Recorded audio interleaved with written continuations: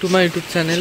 আর এখানে যে কলা গাছটা ছিল তোমাদের বলেছিলাম যে কাটা হবে, এটা কেটে দিয়েছে কাকা। এই যে পাতাপুতি সব ফেলে দিয়েছে। আর এদিকে বৃষ্টি হচ্ছে, খরগোশটা দেখো চুপ করে বসে আছে, গাছ কাটছে আওয়াজে। পাখিগুলোও বসে আছে।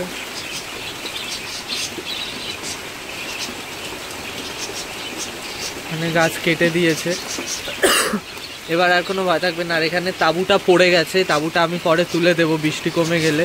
আর বৃষ্টিটা হঠাৎ করে নেমে গেল, কাকা তাই যেতেও পারছে না। আর এখানে দাঁড়িয়ে রয়েছে, গাছ কাটা হয়ে গেছে। আর ওই গাছটা যেটুকু রয়েছে ওটুকু পরে কেটে মানে ইয়ে করে দিতে হবে, যাতে পরবর্তীতে আবার কলা গাছ না হয়, হয়ে সেই আবার ঘরের ওপরেই পড়বে, তো ঝামেলা হবে। ওর জন্য ওইটা আমি পরে কেটে দেবো, এখন এতটাই কাটা আছে। আর কাকা যদি কাটে তো কেটে দেবে পরে। আর এদিকে একটা কলা গাছ আছে, এই গাছটা জানি না মানে বড় হয়েছে কিন্তু পাখির ঘরে পড়ছে না, এটা আমাদের ঘরে পড়েছে গাছটা। কালকে ভেবেছিলাম যে পাখি আনতে যাব দোকানে, কিন্তু আর যাইনি আমি। মা বললো যেতে হবে না, ভাদ্র মাস যেহেতু, এই মাসে নাকি পাখি ঠাকি দিতে নেই কিছু, মানে মানে কথা আছে যে ভাদ্র মাসে নাকি বাড়িতে কুকুর বিড়াল আসলো তাড়াতে নেই। তো সেজন্য মা বললো এই ভাদ্র মাসটা যাক, তারপরে পাখিগুলো দিতে।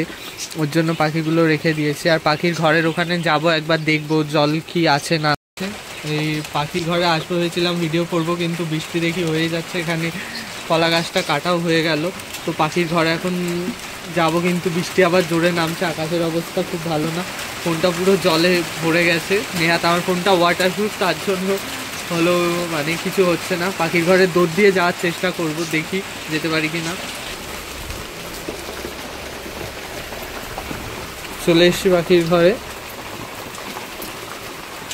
এখান দিয়ে জল পড়ছে, এগুলো ঠিক করতে হবে জল পড়াটা। আর এই সাইড দিয়ে জল পড়াগুলো বন্ধ হয়েছে, ওই সাইডটাতেও আছে জল, লাইটটা জ্বালিয়ে দেয়। এই সাইড দিয়ে জল পড়ছে, ওই যে ভিজে গেছে দেয়ালটা, নাকি দেয়ালটা কিসের ভেজা বুঝতে পারছি না। হ্যাঁ দেয়াল বেয়ে মনে হয়। আর এখানে দিয়ে জল পড়ছে, এই সাইডটাও ভেজা ভেজা হয়েছে। এখানটা যদি আমি দুটো খাঁচা রাখি তাহলে এই জায়গাগুলো আগে ঠিক করতে হবে, না হলে এখান দিয়ে জল পড়বে খাঁচায়। ওইখান দিয়েও আছে, এই তাঁবুটা তুলে দিতে হবে পরে। আর এই যে এনি বসে আছে চুপ করে। খরগোশের খাঁচায় আগে জল পড়ছিল এই জায়গাটাতে, কিন্তু এখন পড়ছে না, জল বন্ধ হয়ে গেছে জল পড়াটা। আর এখান দিয়েও জল পড়া বন্ধ হয়ে গেছে, প্লাস্টিক দিয়ে দিয়েছি। দেয়ালটা ভেজা, দেয়ালের দিয়ে খাঁচা অনেকটা দূরে, দেয়ালে জল পড়লেও খাঁচা ভেজার কোনো চান্স নেই। দেয়ালের দিয়ে যে খাঁচা অনেক দূরে।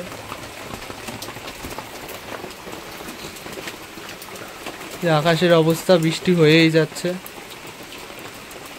চিন্তা থাকে যে পাখির ঘরে জল পড়ছে কি পড়ছে না, কিন্তু এর জন্য আমি বৃষ্টি হলেই আগে সবসময় দৌড়ে এখানটা চলে আসি, যাতে দেখতে পারি যে বৃষ্টির জল পড়ছে কি পড়ছে না।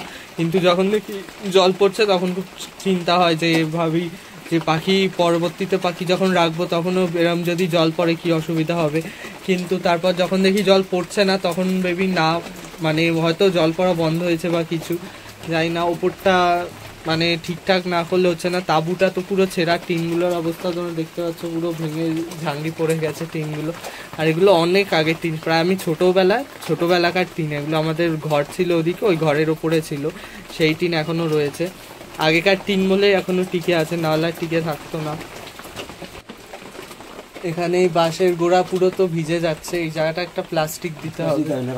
হ্যাঁ সব নষ্ট হয়ে যাবে। এই উপরেও ইয়ে হয়ে গেছে।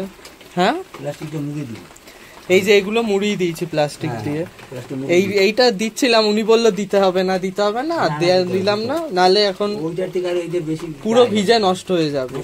ওর জন্য এটা একটা প্লাস্টিক দিয়ে দিতে হবে গোড়াটায়। উনি আবার ইটের ওপর বসিয়েছে, মাটিতে বসায়। হ্যাঁ প্লাস্টিক দিতে হবে। হ্যাঁ এইগুলো ভেজার অসুবিধা নেই, এটা দেয়ালের ওপরেই আছে। এই একটা শুধু নিয়েই ভয়। আর বাঁশটাও ভালো না, পচা বাঁশ অনেক আগে। এই যে এই তক্তাগুলো কাঠামগুলো সব ভিজে যাবে। বৃষ্টি হলো, কমেও গেল আবার।